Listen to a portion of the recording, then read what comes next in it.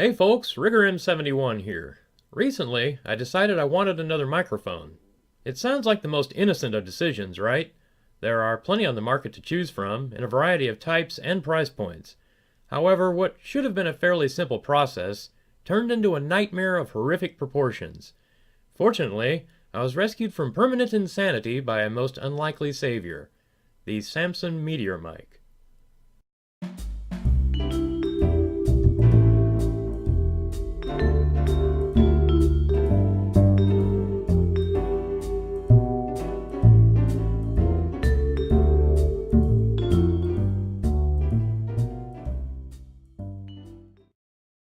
So, my original idea was to get something to upgrade the sound on the camcorder I purchased a couple of years ago. So I picked up a Rode Video Micro.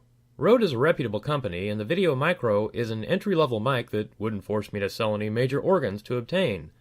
The problem was the fact that the microphone requires plug-in power from the port on your camera, and what I failed to realize was that the port on my camcorder doesn't provide any power.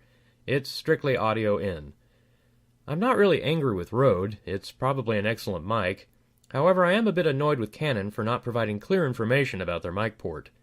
Regardless, it felt like a big middle finger to my attempt, and I ended up returning the microphone to the store. Strike one.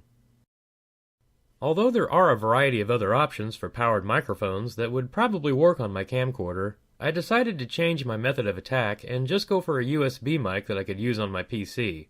So I picked up a Yeti Nano from Blue, the same company that makes the Snowball and original Yeti. Well, that worked great for about 10 minutes.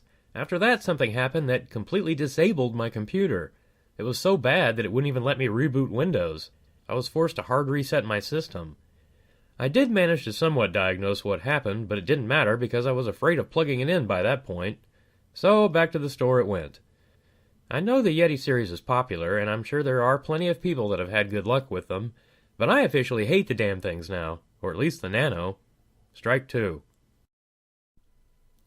You'd think after all that I'd just curl up in a ball and start mumbling things about giving up on technology completely and living in a cave. But instead, I decided to give it one more try. And that's where the Samson Meteor enters the picture. At a glance, the Meteor has somewhat of a retro-looking design, and the most common model has a chrome-silver finish. Apparently there are variations sporting a titanium black or matte gray color, but the ones you'll most likely encounter in the wild are the silver. It seems to range in price from $50 to $70 depending on where you look. Like many of its competitors in the same price range, the Meteor is a condenser microphone and records at 16-bit. It has a cardioid pickup pattern, meaning it tends to reduce noise from the sides and rear. This often helps to block out external noise and makes it a good choice for YouTube content, podcasts, game streaming, or just about anything that requires you to sit in front of it and ramble on about whatever, like I'm doing now. On the back, you'll find a mini USB port for plugging it in, as well as a 1/8-inch headphone jack for real-time monitoring. On the front is a headphone volume knob, as well as a small button in the center, which serves as a mute button. One unique feature of the Meteor is how the included stand works. There are 3 legs with small rubber feet on the ends that fold down from the body and allow you to sit the thing on a desk. On the bottom there is also an included mounting hole for a microphone stand or boom arm. Although I believe some stands would require an adapter, so I'd check compatibility before buying one. Now let's compare it to my other microphone, the Snowball Ice from Blue. Physically speaking, they're both pretty weird looking. However, I do like the smaller footprint of the Meteor. I tend to place the mic directly in front of my monitor, and as you can see, the Snowball takes up a lot of space. It also blocks a good portion of the screen, so if I'm playing a game that has vital things going on in the lower right corner, it becomes a bit awkward. Predictably, the Meteor requires a lot less space and doesn't put a giant white ball in the way, so points go to the Meteor on that one. I may end up getting a boom arm at some point, which would make the issue go away entirely, but for the moment it's still a consideration. Now it's time for the really important stuff, how it sounds compared to the Snowball Ice. And for my comparison audio, I have chosen to read a passage from a masterpiece of literature, that classic of the ages known as Garfield Sits Around the House. Let's get started. What a dismal day. I think I'll stay in bed all day. Good morning, Garfield. It's a beautiful day today. What a beautiful day. I think I'll stay in bed all day. What a dismal day. I think I'll stay in bed all day. Good morning, Garfield. It's a beautiful day today. What a beautiful day. I think I'll stay in bed all day. Hey, Garfield, you know the dog next door? What a loser. A real jerk. I hate him. He moved away yesterday. A prince of a dog. I'll miss him. The neighborhood won't be the same without him.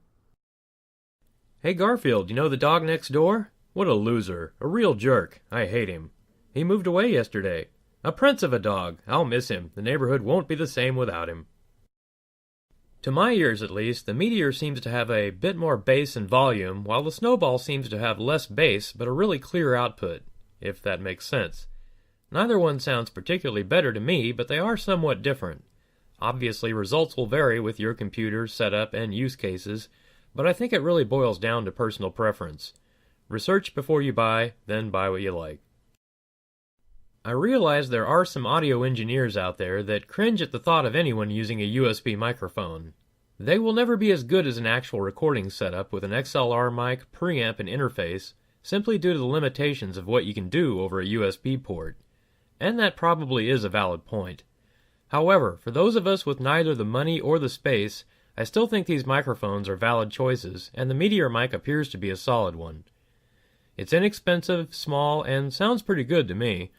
It's also worth mentioning that most of this review was recorded using it. And that's it, folks. Feel free to like or subscribe if you found any of this useful, or even dislike it if you thought I screwed up royally. You can also leave a comment or question below if you feel so inclined. On that note, please take care, and as always, have fun.